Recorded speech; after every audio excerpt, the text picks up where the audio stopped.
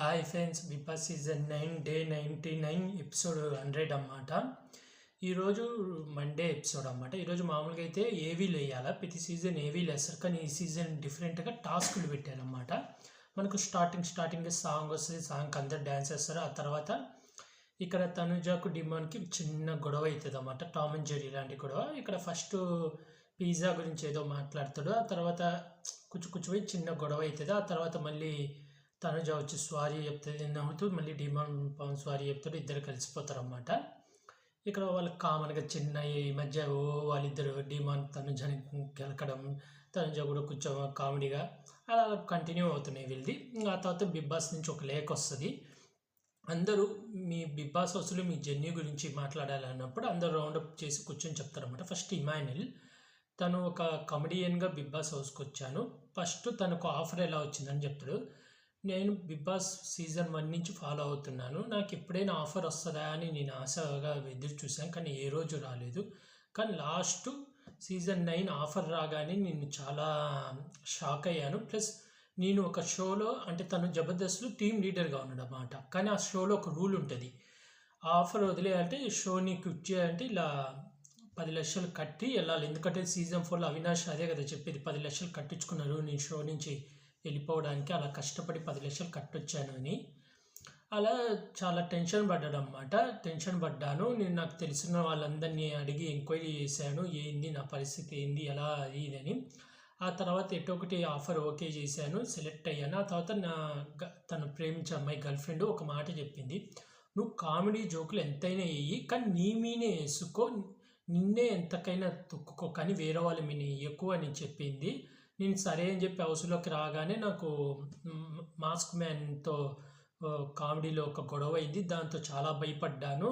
కానీ ఆ తర్వాత ఆడియన్స్ నుంచి వచ్చిన రెస్పాన్స్ చూసి ఇంకప్పటి నుంచి ఫ్రీగా కామెడీ చేయడానికి నాకు సంజన గారు పరిచయం అయ్యారు. సంజన గారితో కామెడీ చేస్తూ అలా ఉన్నాను. ఆ తర్వాత నాకు ఇద్దరు బ్రదర్స్ పరిచయం అయ్యారు. ఆ తర్వాత తనుజ పరిచయం అయింది. నాకు రీతు కన్నా తనుజ చాలా ఎక్కువ కనెక్ట్ అయింది అని చెప్పి చెప్తాడనమాట. ఆ తర్వాత సంజన గారు చెప్తారు, సంజన గారు నాకు తెలుగు ఇండస్ట్రీ చాలా ఇష్టము, నాకు లైఫ్ని ఇచ్చింది తెలుగు ఇండస్ట్రీయే, ఈ హైదరాబాద్ నాకు చాలా ఇచ్చింది. తర్వాత ఛానళ్ళకు నాకు బిగ్ బాస్ ద్వారా సెకండ్ ఛాన్స్ వచ్చింది. అయితే అప్పుడు నేను నా పిల్లల గురించి ఆలోచించాను, నా కూతురు 5 నెలలు పాప, నా కొడుకు 5 ఏళ్ళు, వాళ్ళిద్దరి గురించి ఆలోచించి ఆ తర్వాత నేను ఉండగలనా అని అడిగాను. టాస్కులు ఏమన్నా ఉంటాయా అని అడిగాను, కానీ నాకు తెలియదు కదా ఇలాంటి రాక్షసుడు వస్తాడని, అదే డిమాండ్ పవన్ గురించి కామెడీగా రాక్షసుడు వస్తాడు అనుకోలేదు.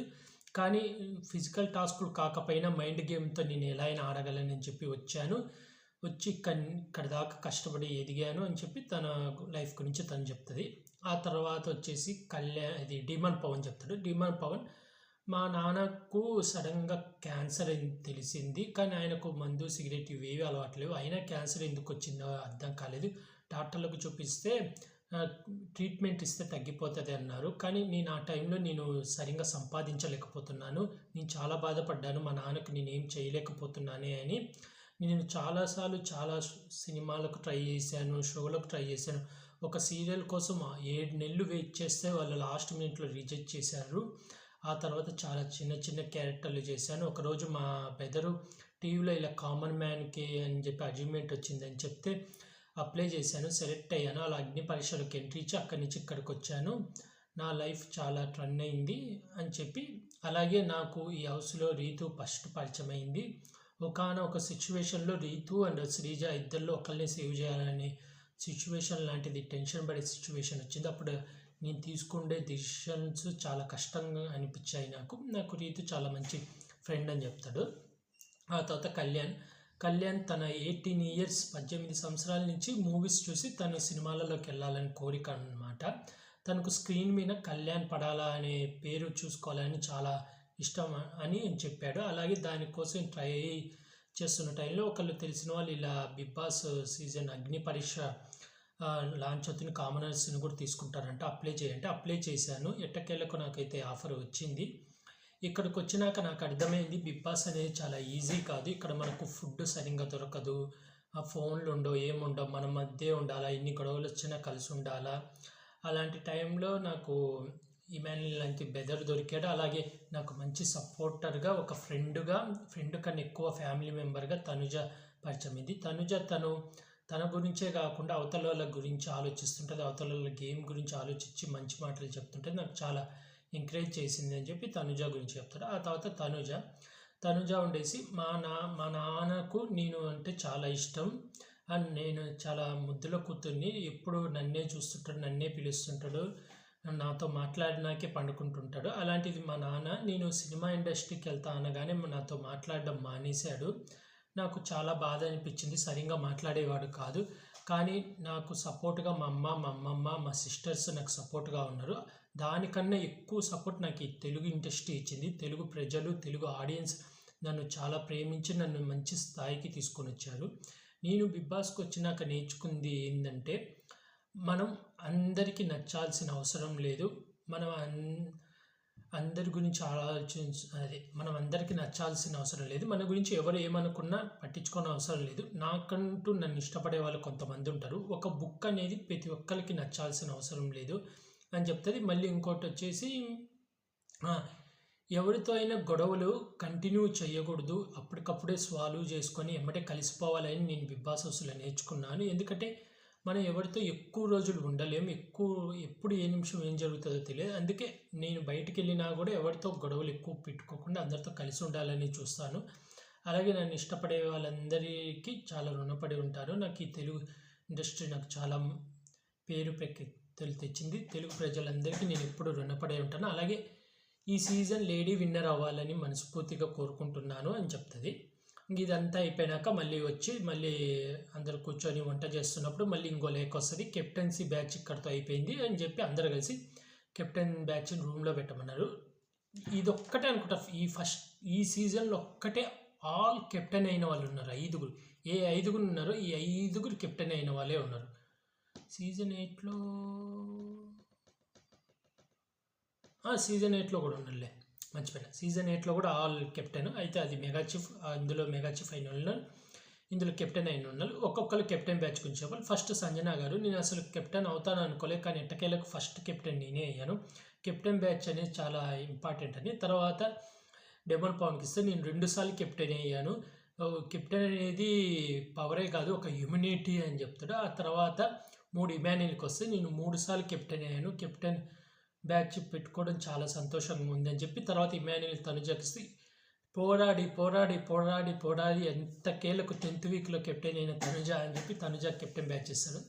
నేను కెప్టెన్ రాగానే, హౌస్లోకి రాగానే ఆ బోర్డు చూడగానే పక్క నేను ఆ బోర్డులో ఒక నెంబర్ అవ్వాలి, కెప్టెన్గా అవ్వాలి అని చాలా కోరుకున్నాను.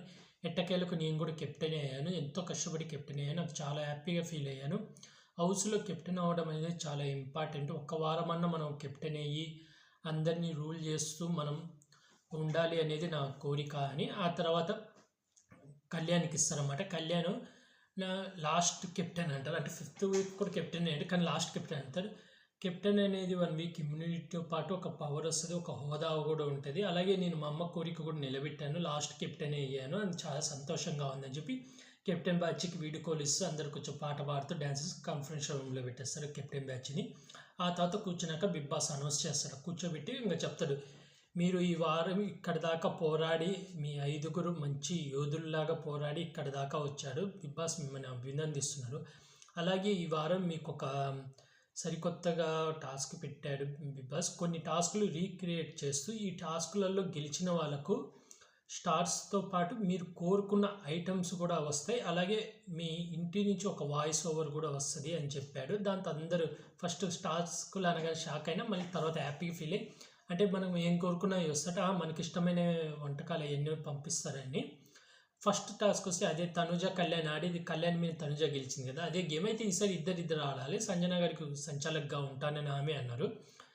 ఇక్కడ ఈ గేమ్లో వచ్చేసి ఇమాన్యుల్ డిమన్ పవన్ ఫాస్ట్గా పెట్టేసి వాళ్ళు గెలిచేస్తారన్నమాట. వీళ్ళు కొంచెం స్లో అవుతుంది, వీళ్ళు ఓడిపోతారు. అయితే డిమన్ పవన్ ఇమాన్యుల్ గెలవగానే వాళ్ళకు బర్గర్ వస్తుంది అన్నమాట, చికెన్ బర్గర్ వస్తే హ్యాపీగా ఓన్లీ వాళ్ళే తినాలి, వాళ్ళిద్దరు హ్యాపీగా తినేస్తారు.